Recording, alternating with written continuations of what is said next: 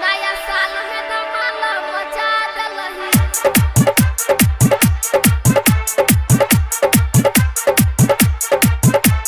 एखन अपने सब सुन रहल छी आरपीआर रिकॉर्डिंग स्टूडियो के शानदार प्रस्तुति विकास रीगा सीतामढ़ी। सुनिए नथिया वाली एना ने मार ताली, तू सबके होश उड़ावे लगा के होठ लाली। तेरे भंगा में गर्दा उड़ा देलई, तेरे भंगा में गर्दा उड़ा देलई। नया साल में धमाल मचा देलही, नया साल में धमाल मचा देलही, मचा देलही। सुनिए नथिया वाली एना ने मार ताली, तू सबके होश उड़ावे लगा के होठ लाली। तेरे भंगा में गर्दा उड़ा देलई, बहेरी में गर्दा उड़ा देलई।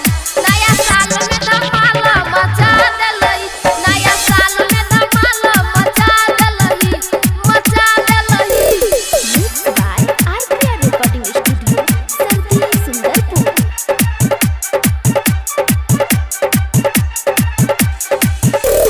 रात अन्हरिया में तोरा बजलिय चौड़ी गे तोरा नंबर देलिय, नंबर देलिय, नंबर देलिय। रात अन्हरिया में तोरा बजलिय चौड़ी गे तोरा नंबर देलिय। धीरे धीरे तोरा पास हम जाकर वीडियो बना कर वायरल लगलिय, वीडियो बना कर वायरल लगलिय, वीडियो बना कर वायरल लगलिय। फोटवा से होठ सटा के कमर से कमर मिला के, फोटवा से होठ सटा के कमर से कमर मिला के। दरभंगा में मायर करा देलई, दरभंगा में मायर करा देलई। नया साल में धमाल मचा देलही, नया साल में धमाल मचा देलही, मचा देलही।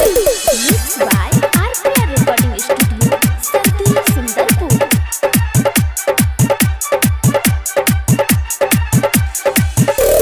राइटर धर्मवीर गाना लिखल क चंदन संडह बुक जगल क, बुक जगल क, बुक जगल क। राइटर धर्मवीर गाना लिखल क चंदन संडह बुक जगल क।